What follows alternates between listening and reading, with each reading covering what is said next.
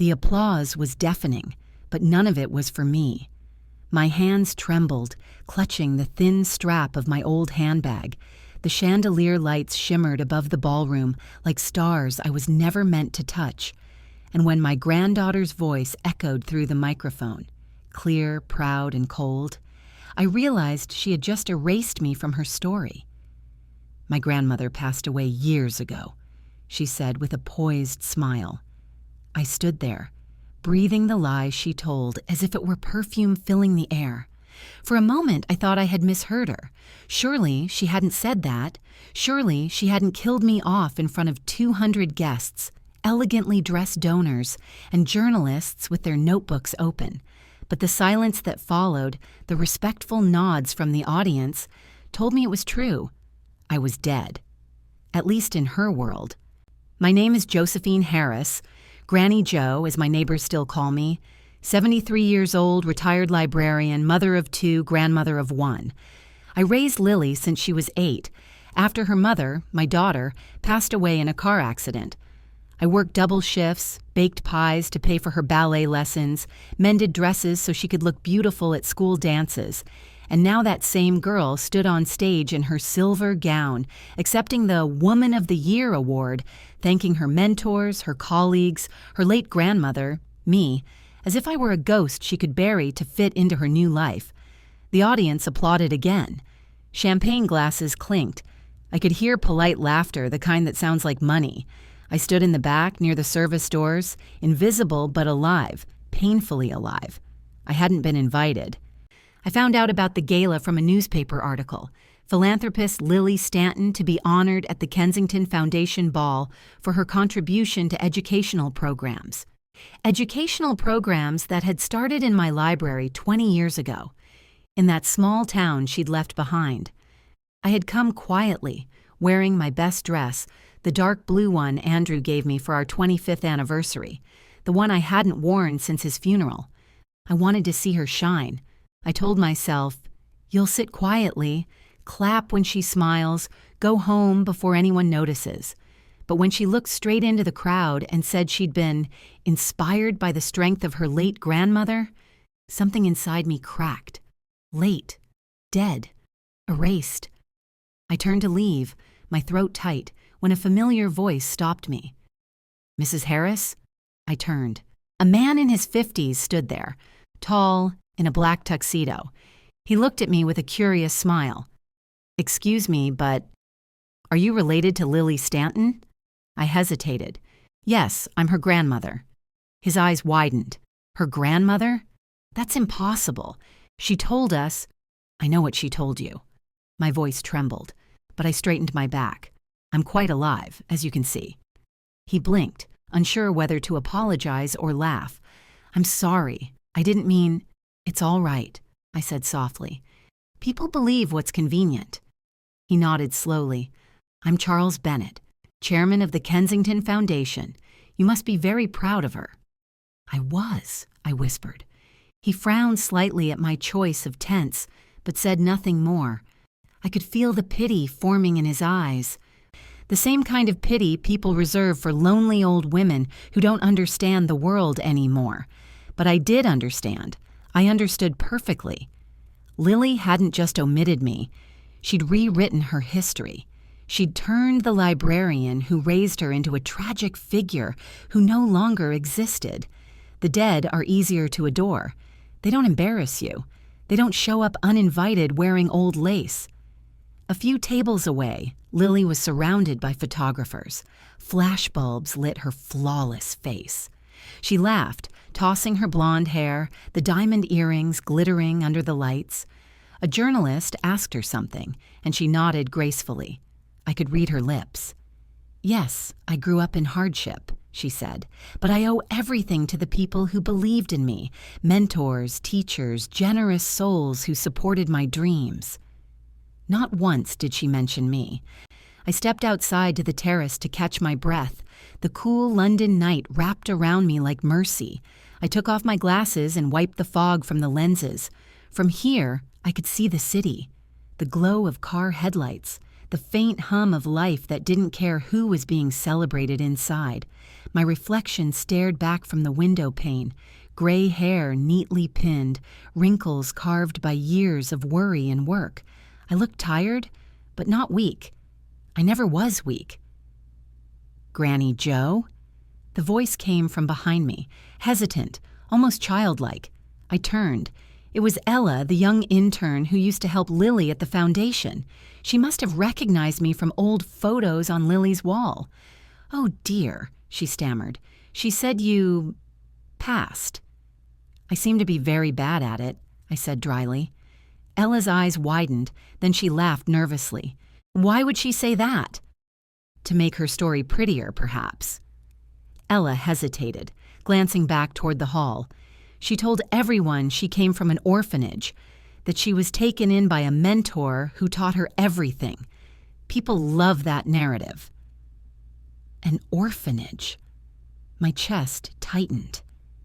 "She always said you inspired her," Ella continued softly, "but tonight, I don't know why she changed it."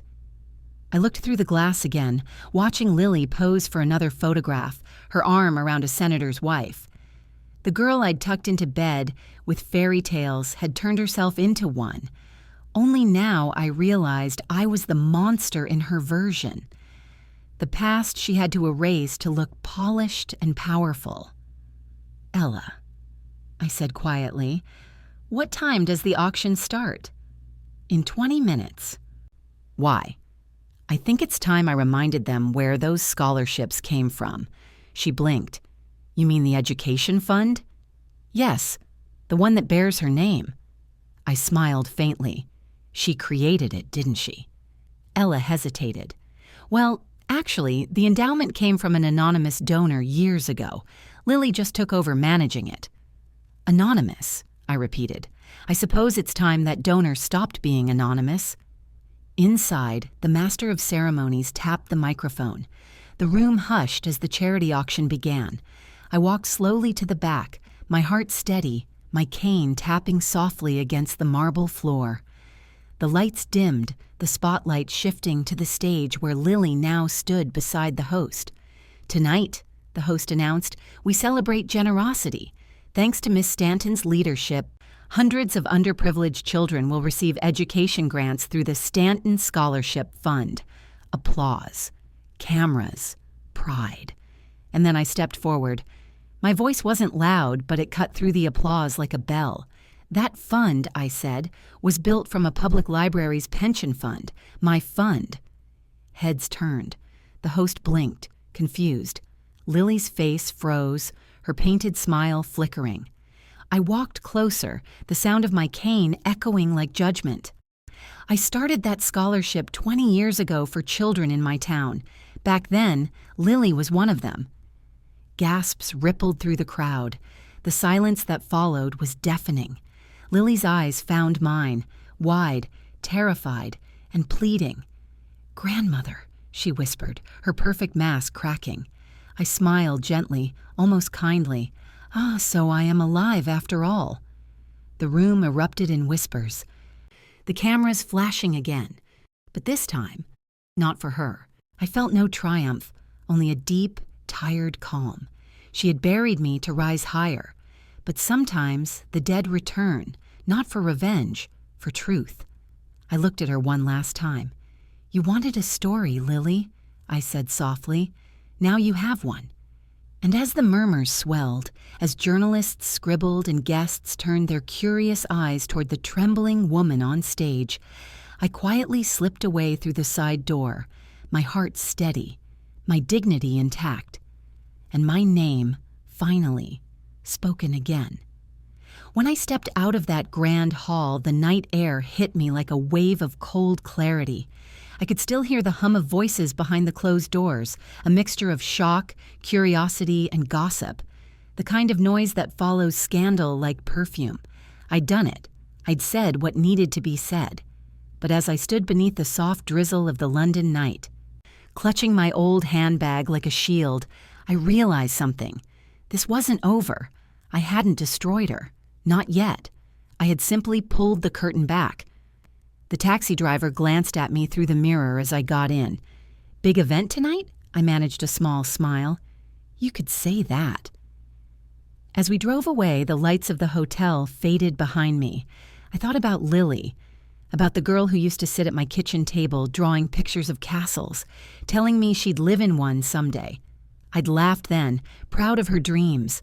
I never imagined I'd be standing outside one, drenched and trembling, after being declared dead by that same girl.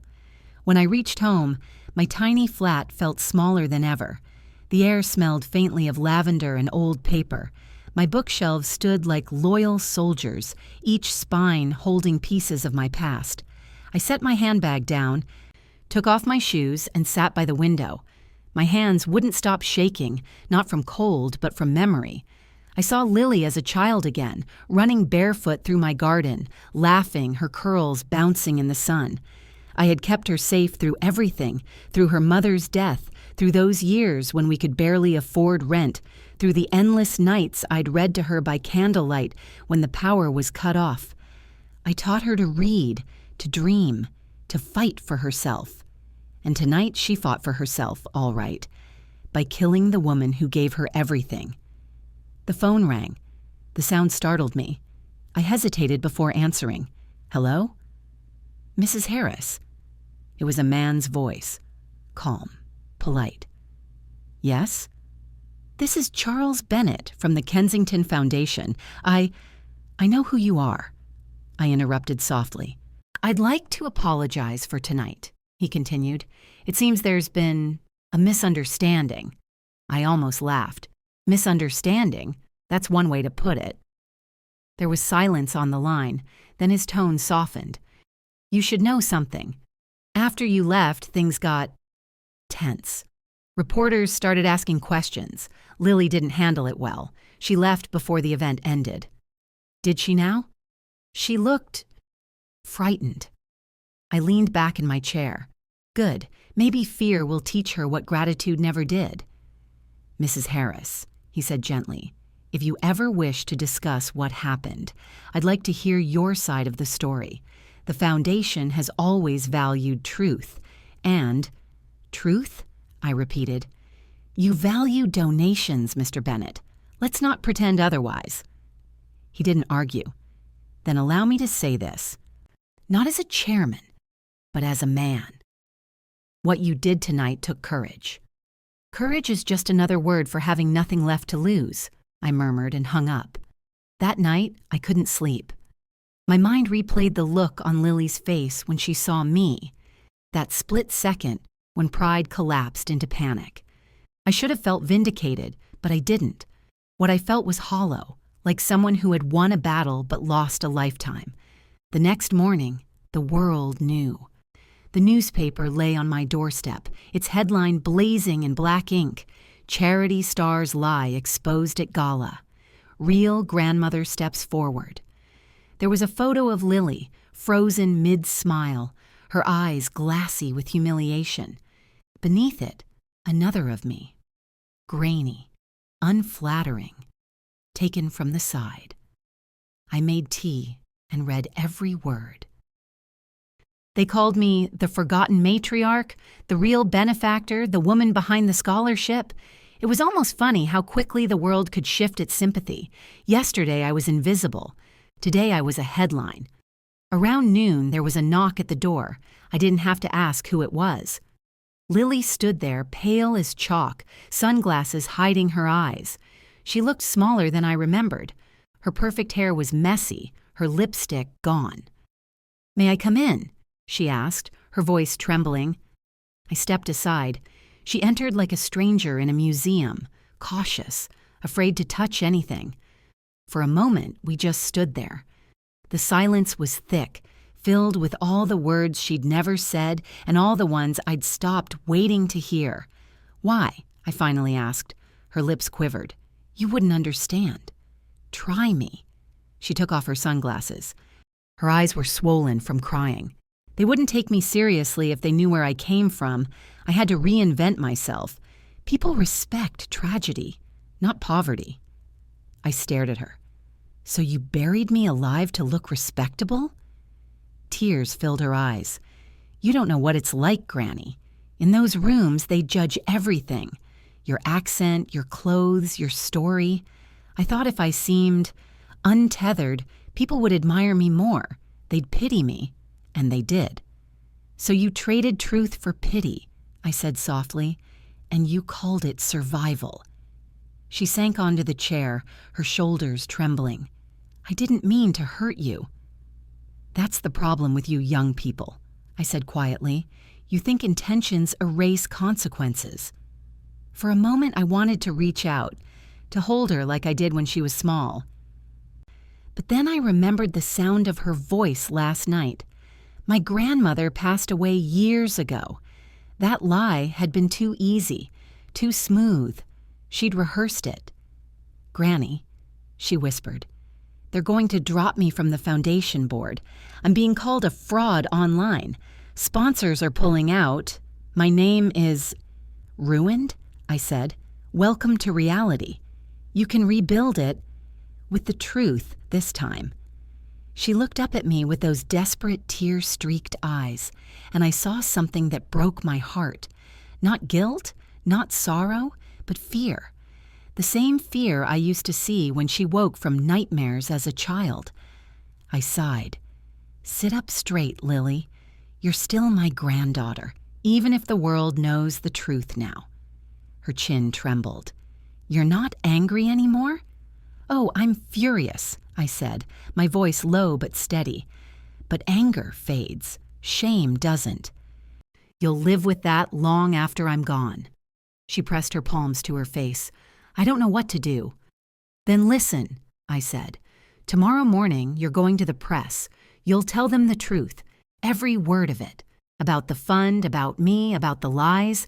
And when you do, you'll donate the next year's salary to the same children you pretended to help. She looked up, stunned. Why would I do that? Because redemption isn't free, I said. The room fell silent again. I poured her a cup of tea and pushed it across the table. For a while, neither of us spoke. The sound of rain tapping the window filled the space between us. I thought about forgiveness, how people imagine it's soft and gentle. It isn't. Forgiveness is steel under silk. It doesn't erase what's been done. It reminds you that love can still exist alongside fury. When she finally stood to leave, she hesitated by the door. Granny? Yes? I don't deserve your kindness. I looked at her, my eyes tired but kind. You don't. But you'll earn it. After she left, I walked to my bookshelf and pulled out a dusty envelope from between the pages of an old Bible. Inside was the original deed of the scholarship fund, with my signature and her mother's name on it. I smiled faintly. The truth was no longer buried, but something told me Lily's story, our story, wasn't finished yet. Because the next morning, another headline appeared. Disgraced philanthropist promises public apology. Anonymous source claims fund was stolen. And for the first time in years, I felt something stir inside me. Not fear, not anger, anticipation. The sound of my teacup cracking against the saucer was the only thing that broke the silence. Stolen, I whispered, reading the headline again and again until the words blurred. The article was everywhere, splashed across tabloids, murmured on the morning news. They claimed the original scholarship funds had been misappropriated by an elderly relative, later rebranded by Lily to correct her grandmother's mistakes. An elderly relative. They meant me. My first instinct was disbelief, the kind that makes you laugh in shock before the tears come. But then I saw the photographs they'd used, me standing at the gala, mouth open mid-sentence, eyes bright with fury, the perfect image for a villain. My phone started buzzing, neighbors, reporters, even old friends from the library calling to ask if it was true. I turned it face down and let it ring. There's a special kind of betrayal that comes after forgiveness. Sharper, colder, crueler. I had given Lily a chance to make things right. I had even poured her tea, and in less than 24 hours, she had taken that fragile olive branch and set it on fire. By afternoon, the knocks on my door came like a storm. Mrs. Harris, is it true you misused public funds? Do you have a statement for the press? Was your granddaughter covering for you all along? I drew the curtains and sat in the dark. My heartbeat pulsed in my throat. I could almost hear Andrew's voice from years ago. Joe, some people mistake kindness for weakness. Never let them confuse the two. At dusk, there was another knock, softer this time. I almost ignored it, but then I heard a voice I recognized. Granny. Please, open the door. I hesitated. Then slowly, I unlatched it. Lily stood there, rain-soaked, her mascara streaked like ash down her cheeks. She looked nothing like the glamorous woman from the Gala. Her hands trembled as she held up her phone. It wasn't me. What? I didn't leak that story, she said breathlessly. I swear on my life. I folded my arms. Then who did? She shook her head. Someone hacked into my foundation's email. They released private documents, edited versions, making it look like the money came from somewhere illegal. Somewhere illegal? I echoed. And you expect me to believe that? It's true. I was at the press office this morning to make the public apology like you told me. Then everything exploded. They said there were missing records, falsified transfers. Granny, I think someone's trying to destroy both of us. I wanted to scoff, but her eyes told me this time she wasn't lying. They were too wild, too terrified. Come inside, I said quietly. We'll talk. She stepped in, dripping onto my old carpet. I gave her a towel. Who would want to ruin you? I asked. Her voice cracked. Charles Bennett. The name landed like a stone in water, sending ripples through my thoughts. The chairman? Yes. He's been handling the foundation's finances for years. I thought he was helping me, mentoring me. I frowned. Helping you how? She swallowed hard. He told me to let him clean up the origins of the fund. He said it would look better for donors if it seemed like I started everything myself. That's why I told that story about the orphanage, about you being gone. My chest tightened. So you let him rewrite history for convenience, and now he's rewriting it again for survival. Lily nodded, her voice trembling. He's blaming us both, Granny. The documents he leaked make it look like you took the original funds from the library account, illegally, before the endowment was formed. My hands clenched around the armrest. That's nonsense. The funds were part of the Public Savings Initiative, properly transferred, approved, and recorded. Do you still have the proof? She asked, desperate. Yes, I said slowly, my mind racing. In the old ledger books from the county archive. They're stored in the library's basement. Her eyes widened. Can we get them? I hesitated. At my age, they don't let me near the archives after hours. I'll drive us, she said. Please, Granny, if we don't do something, he'll ruin you completely. And me. I should have told her to leave, that this wasn't my problem anymore. But as I looked at her trembling hands, I saw the little girl again, clutching my skirt after a nightmare. I sighed. Fine.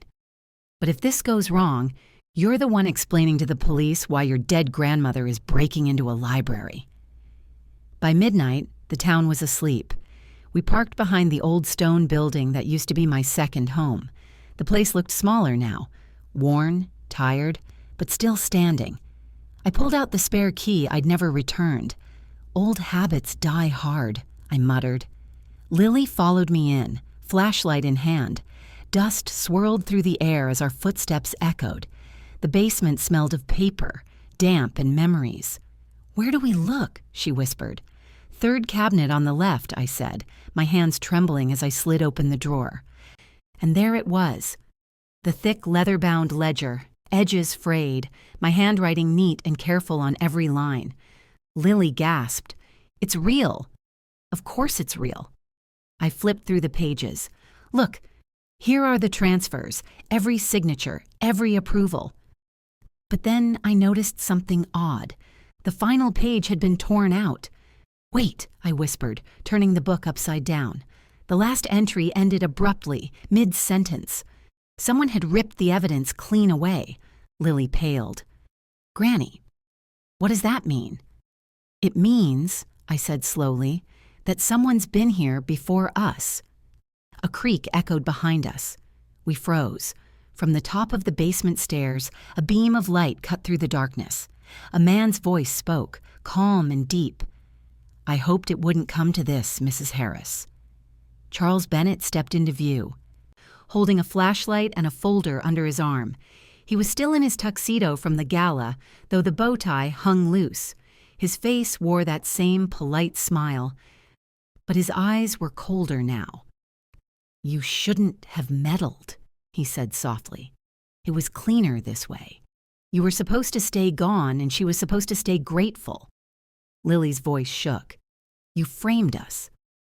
I adjusted the narrative, he corrected. The truth doesn't matter. Perception does. You of all people should know that, Miss Stanton. I took a step forward. You'll destroy a lifetime of good work for money? He tilted his head. Not money, Mrs. Harris. Power. And unfortunately for you, you've both outlived your usefulness. For a moment, none of us moved. Then I saw Lily's fingers brush against her phone in her coat pocket. Recording. Thank heavens. I straightened my back. If you're going to bury me, Mr. Bennett, I said evenly, at least let me dig my own grave. He smirked. You've always had spirit. Pity it won't help you now. And with that, he reached into his coat pocket, and I saw the glint of metal. Lily gasped, Granny! But before she could finish, the lights went out. Darkness swallowed us whole. The blackout was absolute, heavy, suffocating. For a few seconds, all I heard was the rapid rhythm of our breathing and the slow, deliberate steps descending the basement stairs. Stay behind me, I whispered to Lily. My voice was calmer than my heartbeat. Somewhere in the dark, the faint metallic click of a gun's safety echoed. My old instincts kicked in.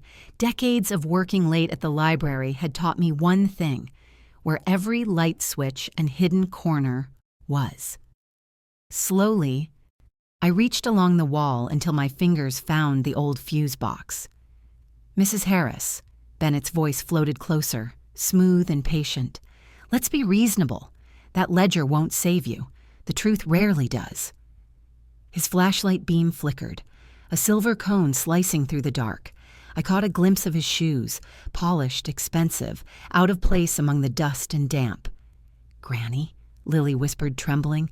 What do we do? I took a slow breath. We outthink him. I found the fuse box, but instead of switching the lights on, I flipped a different breaker, the one connected to the old ventilation fan. A sharp hum filled the silence. Dust poured from the vents like a storm of ash. Bennett cursed, coughing, momentarily blinded. Run, I hissed. I grabbed Lily's wrist and we slipped between the old shelves. Paper rustled, boxes toppled. My knees screamed in protest, but adrenaline numbed the pain. We crouched behind the microfilm cabinet, our shadows hidden by the chaos. Bennett's beam sliced the air again. You can't hide forever, Joe. Joe? The name hit me like a slap. The way only people who think they own your story use it. I tightened my grip on Lily's hand. Keep recording, I whispered. We heard his shoes scrape against the concrete floor, moving closer. Then, a clatter. The ledger slipped from his folder, landing near the staircase. He bent to pick it up. That's when I saw it. The metal handle of the emergency alarm box on the wall. It was old, barely visible in the dark, but I remembered installing it years ago after a break-in. It was connected directly to the local police line. On my count, I whispered. 3, 2. I lunged out from behind the shelf, grabbed the lever, and yanked it down. The piercing shriek of the alarm shattered the silence. Red lights flickered to life, painting the basement in flashes of crimson. Bennett spun around, gun raised. Enough! The air between us froze. For a moment, it was just his shadow and the trembling light on my face. Put it down, Charles, I said evenly. You've already lost. Don't pretend you're a hero, he hissed. You built your legacy on pity. You were useful because you made people feel good about giving nothing. But me, I turned that pity into power. You turned it into corruption, I said. He took a step closer, and corruption pays better. The sound of sirens wailed in the distance, faint but growing louder. Bennett's composure cracked. He aimed the gun toward Lily. You ruined this. Both of you. Do you have any idea what I've sacrificed? Lily's voice broke. You sacrificed nothing. You stole everything. The flashing light caught his face, veins tight with rage, eyes desperate. And then, as if fate herself decided she'd had enough, his foot caught the edge of a fallen box. He slipped. The gun clattered to the floor, sliding beneath a cabinet. I didn't think. I kicked it further away with all the force my arthritic leg could muster. The sirens grew closer, the echo of running feet above us. Bennett cursed and bolted up the stairs. We stayed crouched until the basement door burst open. Flashlights, uniforms, shouts. Police, drop it! Footsteps thundered overhead. The struggle lasted less than a minute before we heard the click of handcuffs. When the officers escorted us upstairs, Bennett was already pressed against the wall, face pale and slick with sweat. One of the constables was reading him his rights. I caught his eye. You said perception was everything, I said softly. I suppose now they'll see the truth. He glared, but his voice failed him. 3 hours later, we were sitting in the station, wrapped in blankets, sipping instant coffee. The gray light of dawn filtered through the blinds. Lily hadn't said a word since they took our statements. She sat beside me, staring at her hands. Finally, she whispered, You saved my life. I shook my head. No, you saved it the moment you decided to tell the truth. Her eyes glistened.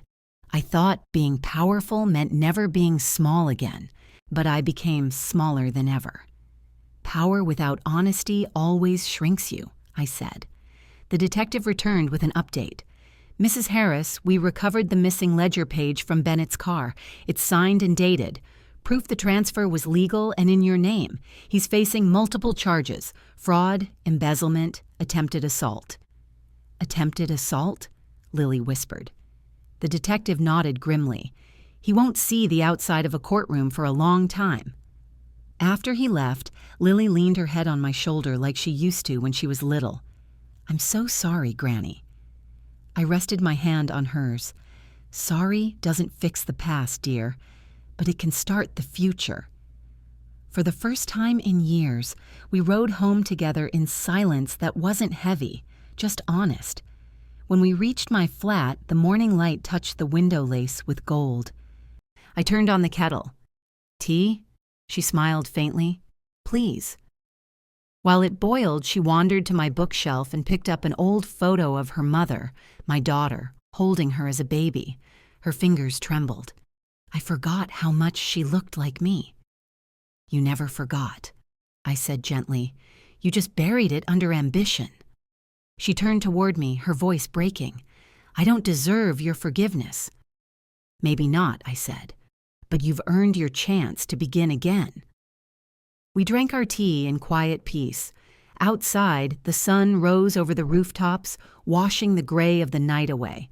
I thought that was the end, that life would finally settle back into its quiet rhythm. But 3 days later, a thick envelope arrived at my door. Inside was a letter sealed with the Kensington Foundation's insignia, and a single line in Charles Bennett's handwriting: The truth can't save you either. Underneath it was a bank transfer receipt, my name, my signature, and an amount I had never seen before, $2.3 million. My hands shook as I read the last line of the note. This is only the beginning, Joe. For a long time, I just sat there, staring at the paper as the numbers blurred together. 2.3 million pounds. I had never seen that much money in my life, not even on paper, not even in a dream. The kettle whistled behind me, sharp and shrill, but I didn't move to turn it off. The sound was far away, almost unreal. This is only the beginning, Joe. The handwriting was unmistakably Bennett's, angular, confident, precise. The kind of penmanship you'd expect from a man who'd spent years signing other people's fates. But he was in custody. I'd watched the police take him away. How could he possibly be sending me this? Lily came out of the bedroom, still in her dressing gown, rubbing sleep from her eyes. "Granny, what's wrong?" I handed her the note with shaking hands. She read it once, then again, slower. Her face went pale. "But he's in jail." "Apparently," I said, setting the letter on the table. "He still has long arms." We sat in silence for a moment. Outside, the morning sun painted the walls a warm gold, but all I could feel was cold. "What does he want?" she whispered. I pointed to the transfer receipt. "That, my dear, is the question." Lily took the paper, scanning it.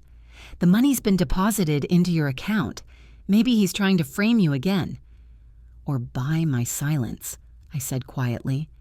Her eyes met mine, wide and frightened. "What are you going to do?" I looked out the window. Across the street, the postman was making his rounds, whistling, ordinary, untroubled. I envied him. "I'm going to the bank," I said finally, "and then I'm going to the police." The bank manager was a young man with a kind face and nervous eyes. He offered me tea, but my hands were too unsteady to hold the cup.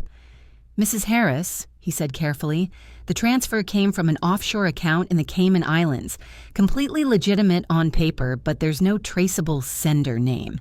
It just says Kensington Trust, subsidiary account B." "Can you reverse it?" I asked. He hesitated. "Not without legal authority. If you try to send it back, it may trigger fraud alerts under your name." "So, either I keep stolen money or I get investigated for trying to give it back," I muttered. "I'm afraid so, ma'am." When I stepped back out onto the street, the world seemed different, sharper, crueler. It's strange how money can change the air around you even when you don't want it. By the time I got home, Lily was pacing in the kitchen. "Did you talk to them?" she asked. "Yes, it's a trap." She slammed her hand against the counter. "He's playing with us from a prison cell." I nodded slowly. "And that means he's not alone."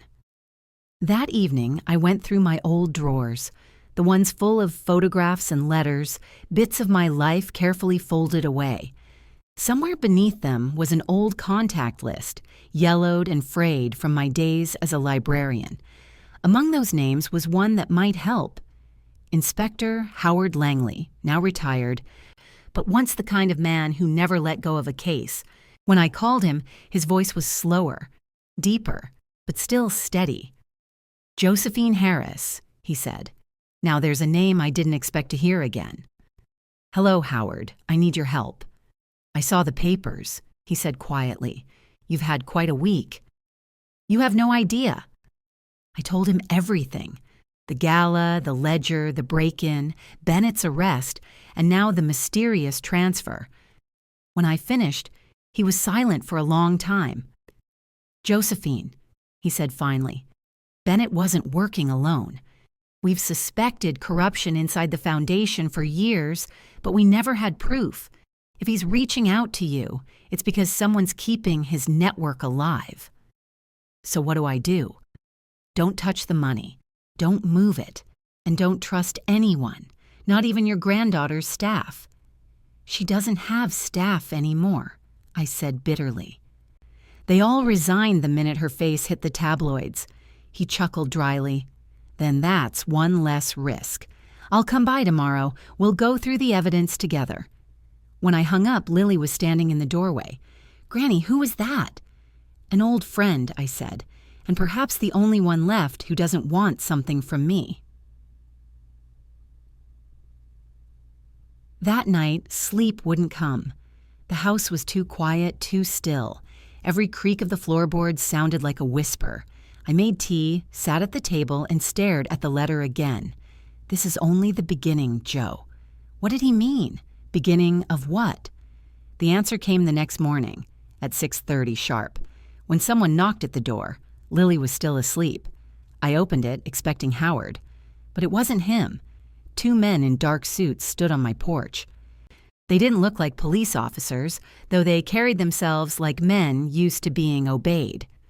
"Mrs. Harris," one of them said politely, "we're here on behalf of the Crown Financial Bureau. We need to ask you a few questions about a recent transaction." "The money," I said flatly. "Yes, ma'am. May we come in?" Something in me hesitated, but refusing would make me look guilty. I stepped aside. They walked in, quiet, efficient, observant. The taller one looked around my small sitting room as if it were evidence itself. "This transfer," he said, opening a folder, "originated from a shell corporation tied to multiple charity frauds. We have reason to believe you were aware of this." I almost laughed. "Aware? I woke up to it in my account yesterday morning." He gave a thin smile. "Convenient. I'm 73, not a criminal mastermind." "We've heard that before," he said mildly. Before I could reply, a voice called from behind me. "Enough." Howard Langley stood in the doorway, trench coat damp from the rain. "If you're accusing Mrs. Harris of financial misconduct, you'll do it properly, with a warrant, not theatrics." The agents exchanged glances. "And you are?" "Her legal counsel," he said smoothly. "Now, unless you want to explain your jurisdictional overreach to the commissioner, I suggest you leave." They hesitated, then closed their folders. "We'll be in touch." When the door shut, Howard turned to me with a half smile. "You still know how to attract the wrong kind of men, Joe." "Some people collect stamps," I muttered. "I collect trouble." He grew serious. "This isn't just Bennett anymore. This goes higher. The Foundation's accounts are linked to politicians, offshore donors, even a few names I recognize from Parliament." My stomach twisted. "And they're trying to pin it on me." "Yes," he said quietly, "because you're the perfect scapegoat. Old, expendable, publicly visible. And Lily? She's the emotional angle. They'll say she helped cover your tracks." I sank into my chair, the weight of it pressing on my chest. "So what do we do?" Howard's eyes met mine, sharp as ever. "We fight back, but not in newspapers, in court. And Joe, if we're going to win, we'll need to prove who really moved that money." Lily came out of her room, pale but alert. "I'll help." Howard nodded. "Good. Because this won't end with your grandmother's name. It's about to touch every powerful person who ever wrote a check to Kensington." He spread the folder across the table, revealing a web of transactions, signatures, and one familiar name, repeated over and over. Bennett, Charles A. But beside it, linked in faint ink, was another. Winston Harrow, Minister for Social Development. I looked up sharply. "That's the man who gave Lily her first grant." Howard nodded grimly. "And the man Bennett was protecting." The room went silent. Outside, the rain began again, soft but relentless. I felt the old fire rising in my chest, the one I thought had gone out years ago. "Then we'll protect the truth," I said. Lily looked at me, frightened but resolute. "No matter what it costs?" I smiled faintly. "At my age, dear, there's not much left to lose." But deep down, I knew the cost hadn't yet been named. And by nightfall, someone would make sure I understood it, because that same evening, as the rain turned to thunder, a single envelope slid under my door. It had no name, no return address, just one line scrawled in Bennett's unmistakable hand. "You should have stayed dead, Joe." The storm outside was fierce, rattling the windows like impatient fists. The envelope lay on my table, its edges damp from the rain that had crept under the door. For a long moment, I didn't touch it. I just sat there listening, to the wind, to my own heart, to the sound of the world narrowing down to one choice: fight or disappear. Lily stood behind me, pale and rigid. "Granny," she whispered, "maybe you shouldn't open it." I smiled faintly. "My dear, I've opened far worse in my lifetime." And with that, I slid my finger under the flap. Inside was a single Polaroid photo, grainy, slightly blurred. It showed a man in a hospital bed, handcuffed, oxygen mask over his mouth. His eyes were open, and even through the haze of the image, I recognized them. Charles Bennett. On the back of the photo, scrawled in the same sharp ink as before, were 4 words. He didn't act alone. By morning, the storm had cleared. The world outside looked washed clean, but nothing inside me felt clean anymore. Howard arrived just after sunrise, his coat still damp, his eyes alert. I handed him the photo. He examined it silently, then nodded. That confirms it. Someone's still moving pieces for him. Someone powerful enough to make it look like he's alive, even from a hospital cell. Winston Harrow, I said flatly. He's still out there. Howard gave a thin smile. And now we have bait. Lily looked between us, confused. Bait? I turned to her. You're going to invite Mr. Harrow to tea. Her eyes widened. You can't be serious. I've never been more serious, I said. He thinks we're scared. Let's show him what courage looks like. That afternoon, we prepared as if for battle. The kettle whistled, biscuits on a plate, lace curtains opened to the gray light. Howard hid a recording device under the tablecloth and positioned his car across the street, where he could see everything. Lily changed into one of her old conservative dresses, the kind she used to wear before money polished her into someone else. Do I look believable? She asked nervously. You look like my granddaughter again, I said softly. At exactly 4 o'clock, there was a knock at the door. 3 sharp taps. Practiced, confident. I opened it. Winston Harrow stood there, immaculate in his charcoal suit, umbrella dripping on the mat. He smelled faintly of cologne and arrogance. Mrs. Harris, he said smoothly, as though we were old friends. May I come in? You already have, haven't you? I said, stepping aside. He gave a polite smile. I see where your granddaughter gets her spirit.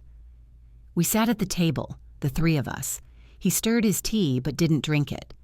I must say, he began, you've caused quite a stir. The foundation is uneasy. I'm sure it is, I said. The truth tends to do that. He leaned back, crossing one leg over the other.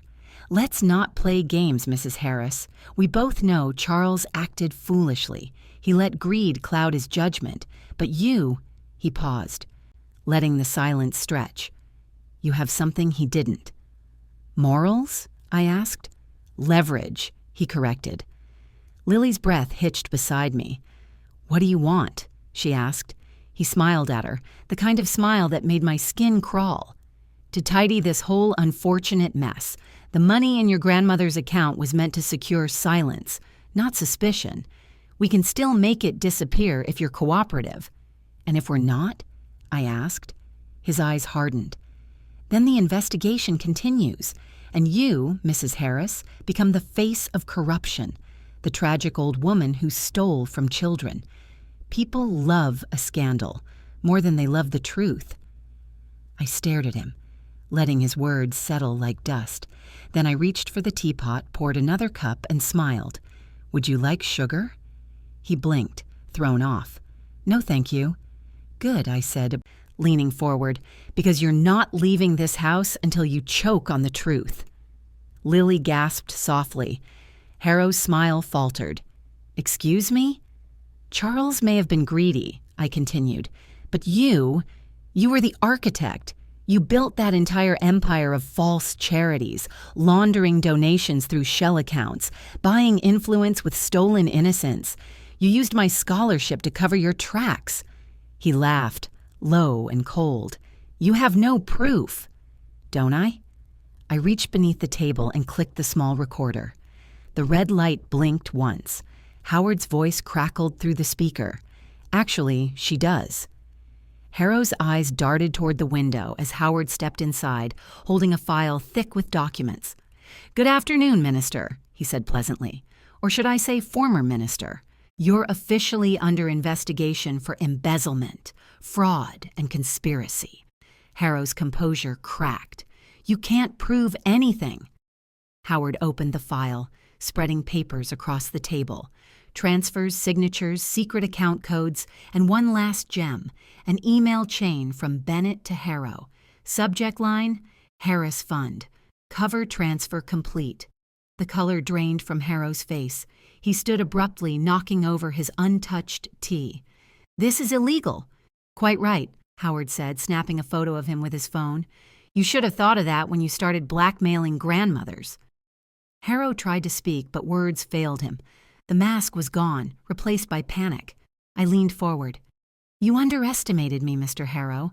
I may be old, but I remember everything. And I kept every letter, every receipt, every note your foundation ever sent. The truth doesn't die just because you bury it under gold." He turned to leave, but two officers were already at the door. "Winston Harrow," one of them said, "you're under arrest." The look on his face, that brief flicker of disbelief, was worth every sleepless night. When the police car pulled away, Lily collapsed into a chair, shaking. "It's over," she whispered. I sat beside her, holding her hand. "Almost." Howard smiled faintly. "We'll need to testify, of course, but yes, I'd say justice has finally caught up."